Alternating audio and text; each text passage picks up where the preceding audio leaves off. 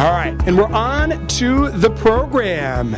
Our speaker today is one of our own. It's KAI GARDNER MISHLOVE, who joined our Rotary Club last month. So you join the club, folks, and you'll find yourself on this stage in just a month's time. So Donald, Sarah, everyone ready to go. All right. KAI became the executive director of the Jewish Social Services of Madison last August and is the first person of color to lead the organization. She is the previous director of the Jewish Community Relations Council of the Milwaukee Jewish Federation. She holds a bachelor's degree in political science from Boston University, Go Terriers, with a graduate studies in public health from the University of Illinois. Today, KAI is going to talk to us about the history and current landscape of refugee resettlement in Dane County. We look forward to your presentation, KAI, and we made a contribution to the Rotary International Polio Plus Fund as a way to say thank you for speaking today. I also want to mention that we'll have time for Q&A with our speaker if time allows, and please wait for the microphone before you have a question. Let's welcome KAI GARDNER MISHLOVE to our podium.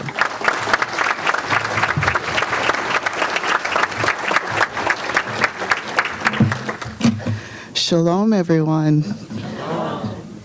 So, you know, one thing I've learned in my time, my more than probably 30 years now of working with different communities, there's so many ways to say thank you, right? There's so many ways to say welcome. You know, whether it's buenos dias, whether it's shalom, whether it's salam alaikum, whether it's salam, whether it's jambo. So many ways to say thank you, whether it's toda rabah, whether it's muchas gracias, so many ways. Shukran. And with all of the different communities I've had the privilege to work with, I've learned so much. So today, I'm going to talk to you. I was invited to speak, which I'm very, very happy, very honored to speak to you about the work that we do at Jewish Social Services regarding refugee resettlement and the landscape of refugee resettlement. But before I do that, I need to also discuss with you the work that we do at JSS that empowers us to do this work, and that's very briefly, I'm going to go through that. But basically today's title is how do we welcome new neighbors? How can we build on resilience? How can we build a healthy community? A lot of refugees and other populations that we work with are coming to us with resilience. So I prefer to look at things from not a deficit analysis, but a plus. What are folks bringing with them? We'll never know some of the challenges that folks have gone through to come here, and we'll never, all insurmountable challenges that many of us would not survive, and we will never totally comprehend. And in addition, there are communities here that have gone through insurmountable challenges also. And we don't always know what they've gone through. But what I do know is we welcome new folks and we are settling them in communities where pre-existing disparities exist. So I always keep that in mind whenever I'm speaking to folks about how do we welcome. It goes beyond language, it goes beyond gesture. We have good hearts, but how can we put it into practice? Jewish Social Services, we do a lot of work as far as welcoming people from different communities. We do this work because of our Jewish values. But we're inclusive. We welcome everyone. So I always put up what our mission statement is, that we empower families and individuals across generations and cultures to build community and self-sufficiency with a strong commitment to the Jewish community, but inspired by Jewish values. We offer services in areas of short-term advocacy, case management, spiritual care, refugee resettlement, and asylee services. We serve people of all ages and all backgrounds. And some of those Jewish social values that you see up there, welcoming the stranger, caring for the vulnerable, all of this applies to refugee populations as well as the other populations that we serve. So I want to give you a brief history of JSS. As you can see, we started out in 1940. And we've been providing services, started out providing services to the Jewish community, but we've always welcomed other communities as well. So we started out welcoming Jews who were fleeing persecution in various countries. And often people forget that. And I'm talking about the Holocaust, and I'm talking about during pogroms as well.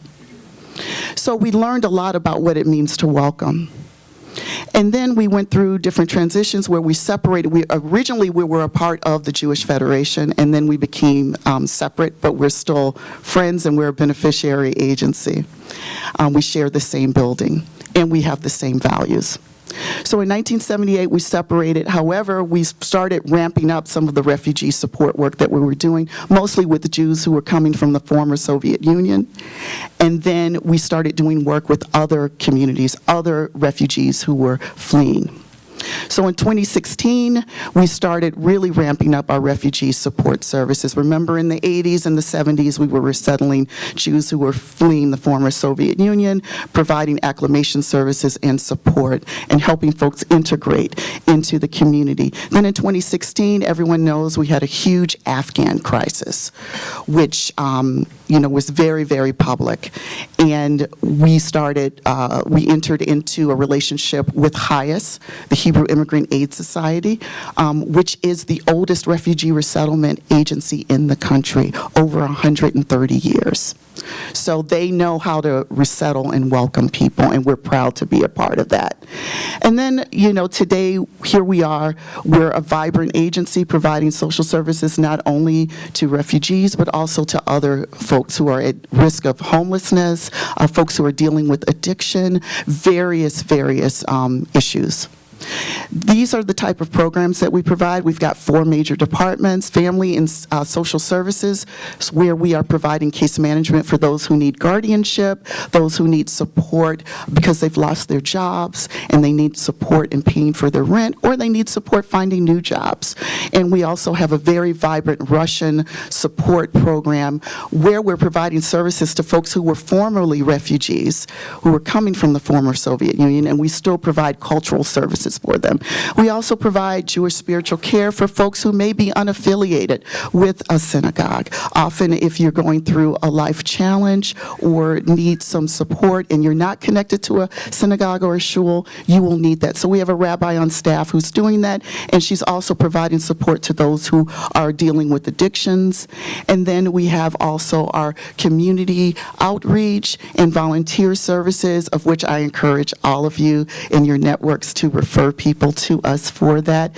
And what I'm here to talk to you about today is our Refugee Resettlement Department, of which we offer various programs from folks who are coming in within that first 90 days of being resettled to folks who are searching for jobs. We do everything for folks within that first 90 days and beyond to make sure that they're welcomed and that they're integrated into our community. Here's a little more information about our family and senior services. We do so much. I always highlight all of our programs because I don't like to compartmentalize stuff too much because it's all interrelated. Someone who comes in, for example, as a refugee, won't be a refugee next year, right? Or may not be a refugee in that next generation. They may find themselves an elderly person who needs assistance with housing or with something else. And refugees come in as elders as well. So in our family and senior services, we also provide support to every community that we're serving through everything from guardianship to general case management, housing assistance, which we'll talk about more, which really impacts our refugee resettlement program and the other programs that we provide for vulnerable folks. Jewish spiritual care, this is very important, and we have refugees who are receiving support through this department as well. And in addition, because we integrate our services, we also invite folks who are refugees and vice versa to participate in all of our programs. So we invite our refugees to our Hanukkah celebrations, to our Shabbats. And in this Jewish spiritual care department, our rabbi provides support to folks who are dealing with grief or other challenges, and many folks who are coming in to us are dealing with a lot of trauma. So it's important to remember that. So we're really grateful for Rabbi Renee. Some of our community education and engagement involves, we are the only kosher meal site, so that's very important. And so we provide a lunchtime lecture series where a lot of our seniors who are at Capitol Lakes or Independent in the Community or Oakwood have the opportunity to come together and to celebrate Shabbat and also to receive support from our social workers. I want to mention our Levy lecture series, of which is very, very well known, and I know that Jeff Levy, I don't know if he's here today, but he has been a proud sponsor of that and helped us develop a lot of the work around the lecture series, where folks get to learn a lot about different issues and the historical impact of the Jewish community in different areas within Wisconsin, globally, and nationally. And now, on to refugee resettlement. Before I do this, I want you all to close your eyes for just 2 minutes. I want you to think about your home. I want you to think about what you did this morning. Perhaps you had children that you sent to school. Perhaps you had grandchildren that you may have said goodbye to. Perhaps you said goodbye to a partner or a spouse. Perhaps on your way in to work, or if you're retired, to wherever, coming here today, you might have thought about, what am I going to do when I get home? Or maybe my next vacation is going to be to this place. Maybe I'm going to contact a friend or talk to my parent or maybe I have an event this weekend. So think about all of that. Think about all of the members of your family, people around you. Think about your neighborhood. Then, I want you to think about some things that you've been hearing about neighboring communities. Perhaps there was something that happened in a neighboring neighborhood where there was a little bit of unrest. You're not sure if it's going to affect you or not. But you're thinking, that's something to keep in the back of my head. I may have to leave. Next, imagine you on your way to work, you get a call. Or maybe you see someone on the road who says, there's something that's happening in the next town, we have to leave now. Perhaps you have time to go back and gather your family. Maybe you only have 15 minutes. You've got a pack. Maybe you can only take a backpack with you. What are you going to put in that backpack? You know that you've got to maybe get your family, your friends, and travel to the next town where you may find some shelter. Maybe you will, maybe you won't. But you only have enough time to pack what you can take with you, what's absolutely necessary. You have to say goodbye to things. So imagine now, you go back home, you gather things as quickly as you can. Maybe you're able to gather your children, maybe you're not. You have to make a decision. Do I leave? Do I go get them? Am I able to get them? Do I have time? Because you hear, and you can hear in the background that things are happening. Maybe you're hearing an army that's approaching. Maybe you're hearing some upheaval that's coming your way. You know you have to leave. And then next, imagine you're on this travel. You've got your family now, or whoever's coming with you. You've got your one backpack. Maybe you have family photos you chose to bring with you. Maybe you chose to bring a birth certificate, a marriage license. Maybe you chose to bring your great-grandmother's whatever memento with you, but that's it. You're traveling, you might be walking for days. You may find someone who can help you find shelter, you may not. You find yourself making a decision to take passage in a rickety old boat with 100 other people. Maybe it'll sink, maybe it won't. But you don't know, you take the chance. You may have to pay a smuggler to get to that point. If you're lucky, you make your way to a refugee camp where you may stay for 13 years, maybe 20 years. Maybe you're lucky and you'll get out in 2 years. But you've left everything behind. You've left your career, you've left friends, loved ones, and now you find yourself rebuilding. And in that process, you learn maybe you'll have a choice of where you'll be able to go, and maybe you won't. The next thing you know, 20 years later, 18 months later, after many interviews with the State Department, being vetted, going through all sorts of medical screenings, psych screenings, background checks, that you've been approved to go somewhere. You're going to go to a place such as Madison, Wisconsin. You don't know anything about Madison. You've come from a very warm climate. But you know you're going to get on a plane of which you and the members of your family will be able to travel with you. You're going to owe $1,000 per person to travel, but you're willing to take that loan. And then you arrive in Madison, Wisconsin in December with your flip-flops on and your very thin clothes. And then that's where we come in. Open your eyes, please. So that's the journey. A lot of uncertainty. And there are different things that happen along the way, but that's what you can expect. For me, when I went through that simulation, the most difficult thing for me to decide is what to put in that backpack. So many things. So many things from my grandmother, my bubby, my great-grandmother. Would I be able to take those with me? Should I take the pictures with me? Because I didn't have a flash drive, right? So there's so many things to think about. So now on to talk to you about the nitty-gritty about refugee resettlement. So JSS is the only refugee resettlement in South Central Wisconsin. We've been doing this work since the 70s, since I said before. We're an affiliate of HIAS, the Hebrew Immigrant Aid Society. We've resettled, actually, I just did the count this morning, so these figures have to be changed.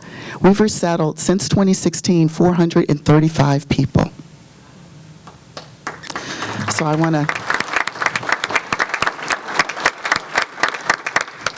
But resettlement means also what kind of support are you providing to people. So we provide support groups that promote general mental health. Remember, there's a lot of mental health that folks are dealing with when they're coming, a lot of trauma.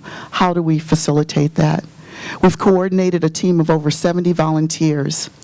And one of the agencies that assists us often is Open Doors for Refugees. So we're very, very grateful for the work that they've done. But we've also started to enter into partnerships with a lot of church groups and synagogues about how, and individuals who want to help.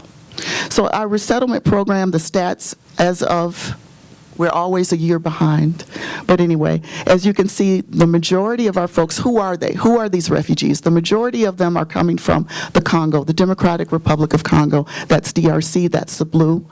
Next, we have folks who are coming from Afghanistan who are both refugees and folks who are parolees. Those are folks who do not have status yet. They have to apply. And I'll discuss the difference between being a refugee and being a special immigrant, having a special immigrant visa. And being a humanitarian parolee. But as you can see, most of our populations that are settling in Dane County are from the DRC, from Afghanistan, and from Syria.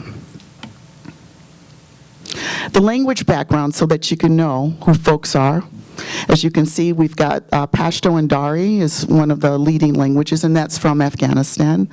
That's spoken commonly there. Swahili would be another very common language spoken by folks from the Congo, and also Arabic, spoken by our Syrian and other refugees, especially if they are Muslim. And then we have other smaller languages like Kinyarwanda and and also French. A lot of our Congolese speak French as well because it was, under the French at a point. So I want to give you a regional background to give you a snapshot of Wisconsin. As you can see, Madison, we settle a small number of refugees in comparison to Milwaukee and the Fox Valley. Now, this is only a snapshot of folks who have been directly referred to us. This does not include folks who are secondary migrants. Often folks will be resettled in another city or town, and they will make their way to Madison because they've heard about our generosity and our wonderful welcome in Madison. So I want to go back a little bit just to reiterate the journey of a refugee. And this is a real passage boat right here of folks who were traveling from Rwanda and from passing through Libya, actually, and also from Eritrea and Ethiopia. And so you hear about this sometimes when you hear about in Europe, the boats that sometimes make it and sometimes don't make it. So this is a very, really, really difficult journey. As I said before, the journey of a refugee, because in the media sometimes you will hear that folks are terrorists or they haven't been vetted. That's simply not not true. The State Department, Homeland Security, UNHCR, that's the United Nations, Human Rights Commission, they vet folks very, very deeply. It takes at least 2 years to be vetted before you're able to travel. And then refugees often don't know what city they're coming to, like in the simulation. They don't know. They may have family in Texas, but somehow along the way they get resettled in Madison. Also, there are situations where, as I said before, years of waiting, a lot of arduous vetting, families that are separated. I've seen cases where families where the mother was able to arrive, but she had to leave behind. She might have had 5 kids and they had to leave behind 2 because they were critically ill and could not travel. So then you have to deal with the process of trying to reunify that family. This is a picture also I'm going to talk about folks who are coming in through south of the border now. Some of them are from the same populations that have refugee status that we settle. So there are folks coming from the Ukraine, from Afghanistan, and various Latin American countries, Cuba and Haiti, who are coming through the southern border. This was a trip that I took to Mexico to visit a refugee camp, to see what needs were needed, and this was last June. And I'm pictured here with Sister Norma Pimentel. If you don't know who Sister Norma is, please look her up. She was Newsweek's Time of the Year, I believe, Person of the Year a couple of years ago. She is a Catholic nun who's doing nothing short of God's work and trying to assist people. So in this camp, there were people sleeping on rocks in 120-degree weather with water being rationed, and during that time, cartels were circulating around us. We were behind a concrete barrier, but the cartels were circling around. So that's what we're dealing with and what refugees are dealing with if they make it in beyond the concrete wall. So here are some of the health and social concerns that are common in refugee communities, and this is important to note because in the acclimation process, these are things that we have to deal with. Remember, there's trauma because of the instability, migration. I moved here 9 months ago from Milwaukee, and there were things that I messed up during my move, right? So imagine moving from another country without the choice, without a job waiting for you, without housing waiting for you. Imagine that. I didn't have to deal with problems with health care. I've had it all along because I'm here. But we have refugees who are coming in. They've had inadequate or inconsistent previous health care. They've had to deal with political instability.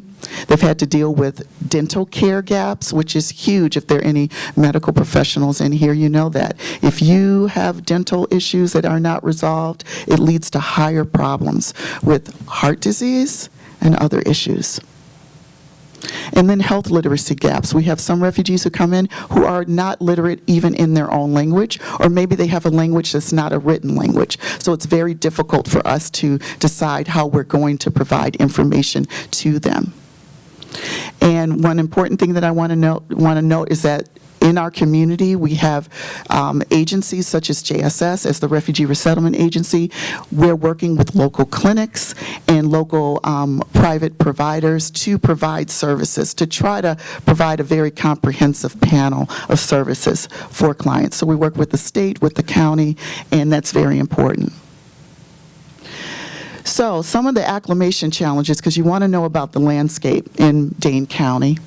Remember, refugees are being settled in communities that have pre-existing disparities because they are low income. So a lot of the challenges that our refugee communities are dealing with here in Dane County are related to the disparities that other communities are dealing with.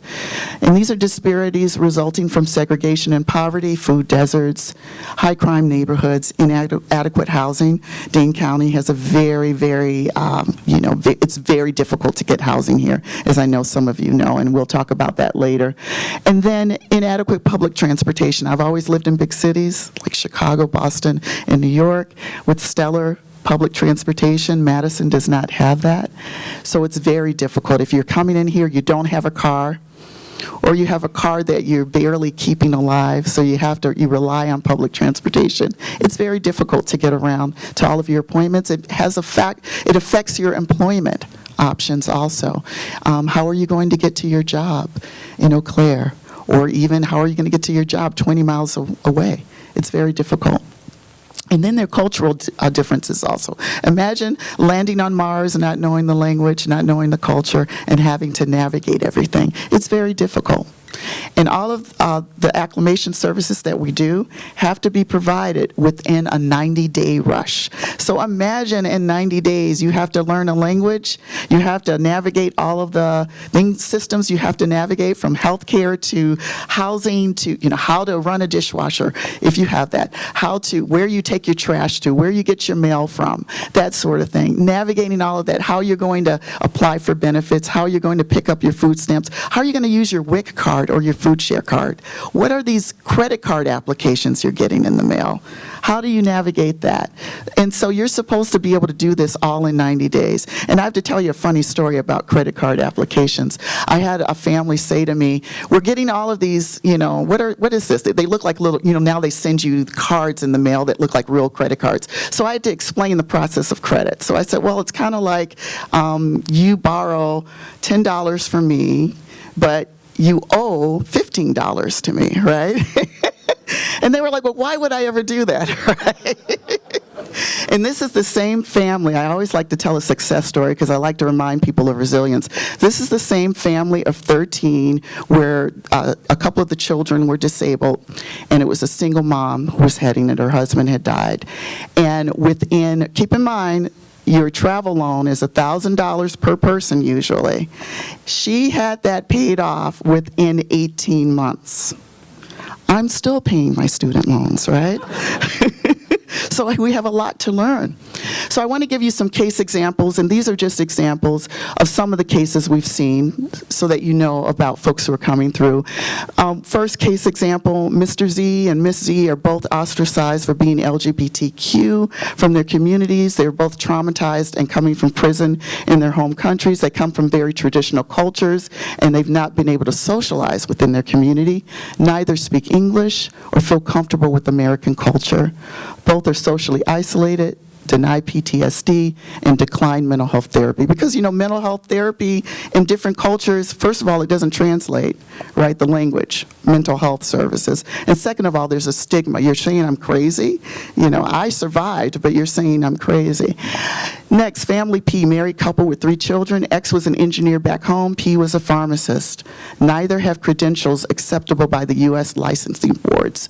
Both are working factory jobs to pay their bills, and they're sending money back home to assist elderly parents. This is a common situation. And then there are loads of other examples of folks who are trying to make do with what they have. So remember, I always look at things from a social determinants of health. How are we welcoming people? How are people being acclimated? How are they accessing a culturally appropriate care? What systemic barriers exist in our communities? These systemic barriers don't end with refugees. They affect a lot of folks. They may affect elderly people. They may affect folks who are native born here. What can we do? If you lift up one community, you lift up all communities. You look at the folks who are dealing with the most challenges at the rock bottom. If you assist them, you lift up everybody. So these are one of the big things I want to point out, the dreams of what life would be here in the USA versus what is in reality. So a lot of folks, I don't know what they're showing them in the refugee camps, if they're showing Leave It to Beaver or, but they get here and they're like, we thought that we were going to live in a clean, beautiful apartment, a palace, basically. We're going to have a car, that there was no crime. We don't understand this. And your food is weird. So I've had folks say to me, we do not like the way your meat smells. It doesn't smell like the meat that we have back home. Your vegetables don't taste the same, and I think it's because we have, it's not as fresh. And, and I'll tell you one thing, as we take in donations, I think the GMOs in our food are affecting us because the refugees coming in are little, and it's not always because of inadequate nutrition. It's because we're eating food that has GMOs in it, and we're bigger than the refugees. So I'll have folks who will donate large sizes, and I'm like, no, we need extra small and medium, And so it's very important to build on resilience, to outreach. And I want to talk about also, after I talk about some of the interventions, I've talked about some of our social enterprise projects. We have been assisting refugees in setting up their own businesses, from catering businesses to lawn care businesses, because a lot of folks were entrepreneurs back home. So we're trying to build on that. We've been doing a lot of career and education development, mentoring projects. And when I say mentoring, because it's a two-way street, I have just as much to learn from a new family as they have to learn from me. And then we have some funding to provide housing support, but we also rely on volunteers to assist us. Now, this is one of the biggest things I want to leave you with today. The housing challenges in Dane County are horrific. The rental increases are the highest in the nation, 14%. The vacancy rate is 2.2%. I experienced this. It took me months to find housing here, and money wasn't a problem. Right? So imagine if you're low income. Home ownership, there's only a 1.6% vacancy rate, so that means it's going to be difficult to buy a home if I'm a newcomer here. And then in the snapshot of Madison, City of Madison, we're short 11,300 affordable units. We can't keep up with the present need for people in general, right? So there's a limit to what we can do. There's also been some other trends. Per the City of Madison and Dane County fire codes, the occupancy are 2 adults per bedroom, 4 minors per bedroom, but often a lot of management companies disregard that. So it makes it difficult for us to find housing because we tend to settle people are coming with large families. And by large, I mean maybe 3 children, 4 children, sometimes larger than that. But even with that, sometimes 9 children, but it's difficult to find a 2 or 3 bedroom. 4 bedrooms don't exist for us. We haven't found them. And then a lot of the available senior housing isn't accessible to folks who are on limited incomes. It's very difficult. The low-income tax credit senior housing that pops up, that's growing, a lot of refugees aren't eligible for that. And seniors are often not eligible for it. There are very limited pathways to home ownership, and as you know, that's very important for a community to lift itself up. In Milwaukee, 230 Rohingya families from Myanmar were able to purchase homes 2 years ago. I don't see that happening here right now. So this is what I want to talk to you too about the end of Title 14. So under Title 14, the public health officials and government officials could deport folks based on COVID protocols. That ended, I think, about a week or 2 ago. And because of that, we've been overwhelmed with phone calls from people who've arrived in Dane County from south of the border who need assistance. These are folks who are desperate for assistance. They're coming from the same populations we settle. Afghanistan. These are folks that got left behind. Afghanistan, Ukraine. They're hearing that it might be easier to come through the border. And then there are folks from Cuba, Haiti, who are eligible for services, and others. So they're desperate. They're unfunded. They don't receive federal funding. So we rely on private donors to help us. And they're homeless. So what are we going to do? So I want to leave you with follow us online. I want to make sure I found it. Yep. And in your own circles, think about ways that you can assist. The U.S. Came up with a new system of private sponsorship, of which we welcome. However, there are issues with that. Folks, how many of you know how to apply for public benefits or subsidized housing, right? Unless you're a social worker. So keep that in mind. And I always leave with there's a quote from Rabbi Nachman of Breslov: "Let the good in me connect with the good in others until the world is transformed through love." And I have these pictures here of us being loving and children welcoming. And there's Alan. This is the building that we're in. So every Friday we have kids who bake from the preschool who bake challah, and they bring it up, and we share that with a lot of our families that we're serving. And so I really want to leave you with, another quote also from Nelson Mandela. They always say it's impossible until it's done. It's possible for us as a community to become welcoming, but we got to start at looking at ourselves, at our circles. How can we leverage our relationships and leverage the resources that we have in our own individual circles, our company circles, our community circles, and work together to make this a welcoming environment. Thank you. Oh, and one more thing I forgot to say. We've got information on the back tables that you can pick up, that you can refer to. And I'm sorry, I went over.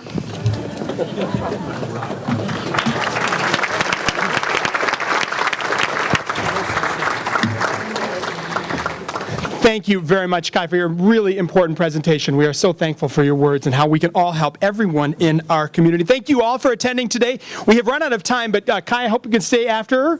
So any questions will be up here at the podium, so please do come on up if you have any questions for Kai. Hope you can join us next week as we hear from Alan Arnson and Jason Ilstrup. That's me. On the lake, guess I'll be up here again. Oh, that's my picture. On the Lake Monona waterfront design. It's a really important once-in-a-generation project here in Madison. Thank you all for joining us, and we are adjourned.